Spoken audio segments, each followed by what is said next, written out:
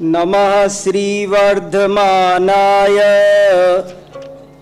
निर्धूतकलिलात्मने सालोकानां त्रिलोकानां यद्विद्यादर्पणायते यद्विद्यादर्पणायते। बोलिए देवादिदेव 1008 श्री महावीर भगवान की। हम सभी आज यहाँ पर भगवान महावीर का 2621वां जन्म कल्याणक महोत्सव मना रहे हैं। हम सभी जानते हैं कि भगवान महावीर का जन्म वैशाली के एक बहुत ही समृद्ध राजघराने में राजा सिद्धार्थ के यहाँ हुआ था। उस राजघराने में जो अनेक दृष्टियों से बहुत महत्वपूर्ण था। महाकवि रामधारी सिंह दिनकर ने लिखा है कि उस समय वहाँ पर प्रजातंत्र था और उसी प्रजातंत्र को लेकर सारे विश्व में प्रजातंत्र की अवधारणा विकसित हुई। बंधुओं, भगवान महावीर जैन धर्म के प्रवर्तक नहीं थे, जैसा कि बहुत लोगों को भ्रम होता है।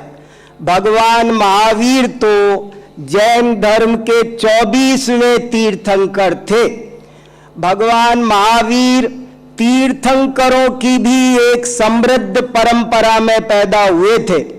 प्रथम तीर्थंकर ऋषभदेव थे, जिनके पुत्र भरत चक्रवर्ती थे और भरत चक्रवर्ती के नाम पर ही हमारे देश का नाम भारतवर्ष पड़ा। ऋषभदेव के ब्राह्मी और सुंदरी नाम की पुत्रियां भी थी। संसार की सबसे प्राचीन भाषा प्राकृत और संसार की सबसे प्राचीन लिपि यदि किसी ने दुनिया को दी तो वो जैन धर्म है, तीर्थंकर ऋषभदेव है। और उसी समृद्ध परंपरा में भगवान महावीर हुए। बहुत सारी बातें हैं। भगवान महावीर एक अनूठे आध्यात्मिक व्यक्तित्व थे। संयम, त्याग, अपरिग्रह की पराकाष्ठा जिनके जीवन में पाई जाती थी, ऐसे महापुरुष थे। होने को तो बहुत महापुरुष भारत पर हुए हैं और सबका अपनी अपनी दृष्टि से महत्वपूर्ण योगदान है, लेकिन भगवान महावीर जैसा तपस्वी आपको ढूंढने पर नहीं मिलेगा। बंधुओं, भगवान महावीर क्यों महावीर कहलाते हैं? देखो, बहुत सारी बातें हैं, पर मैं आपको एक उदाहरण देना चाहता हूं कि वे इकलौते राजकुमार थे और जो परंपरा थी उसके हिसाब से वे ही राज्य के उत्तराधिकारी थे। वे चाहते तो बहुत बड़े राजा बन सकते थे और इतने शक्तिशाली थे कि अड़ोस पड़ोस के और राज्यों को जीतकर एक बहुत बड़े राजा बन सकते थे, बहुत बड़े क्षेत्र के राजा बन सकते थे। लेकिन भगवान महावीर तो चिंतक थे। उन्होंने सोचा कि दूसरों को जीतना, और वो भी हथियारों के बल पर, इसका नाम वीरता नहीं है। हम किसी को हथियारों से हरा तो सकते हैं पर जीत नहीं सकते।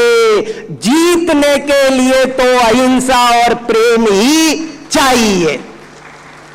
और जब उन्होंने इस बात को महसूस किया तो उन्होंने निर्णय लिया जीवन किसमें लगाना है, और उन्होंने निर्णय लिया कि मुझे तो मेरे विकारों को जीतना है। उन्होंने अपने विकारों को जीता।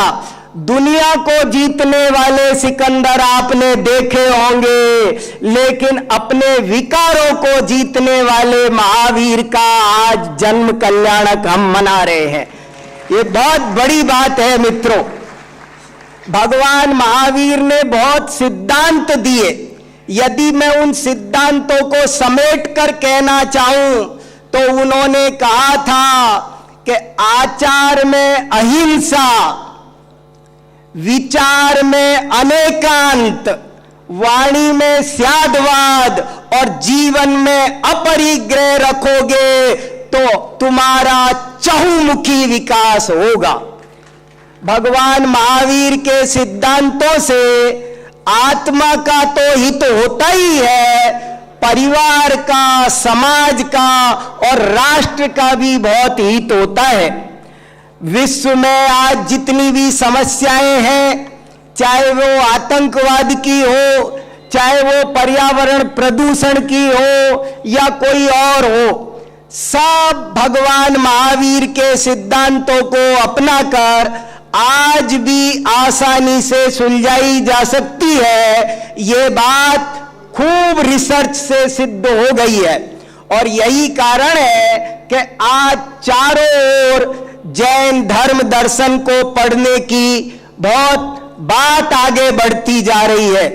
अभी अभी अमेरिका में 40 विश्वविद्यालयों में जैन चेयर खुली है। मेरे सामने वहां कैलिफोर्निया के भाई राम गोपाल जी बैठे हुए हैं और वे बता सकते हैं कि कितना वहां पर जैन धर्म को पढ़ने के लिए लोग आतुर हैं।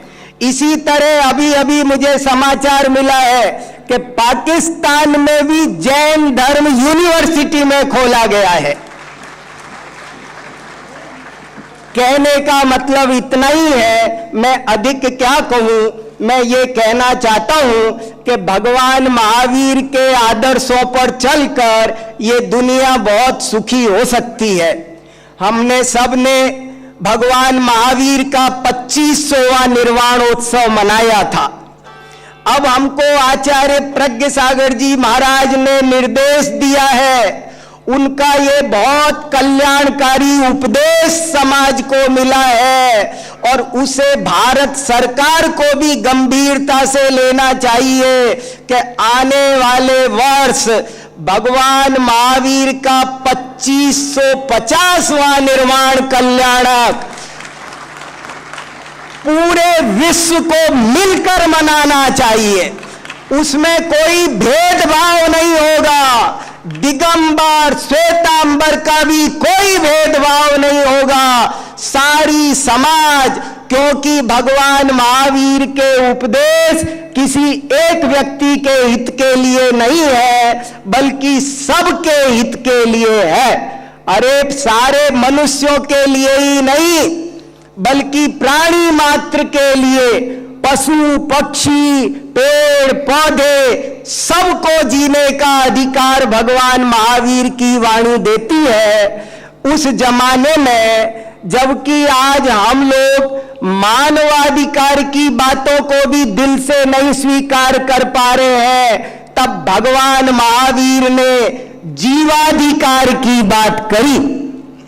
जब दुनिया गणतंत्र की बात कर रही है तब भगवान महावीर ने कणतंत्र की बात करी, कण कण को स्वतंत्र बताया। ऐसी बहुत कल्याणकारी उनकी शिक्षाएं हैं। हम सब उन शिक्षाओं पर चलें और सारे विश्व इन शिक्षाओं को अपनाए, सारे विश्व में शांति हो। मैं इसी मंगल कामना के साथ अपनी वाणी को यही विराम देता हूं।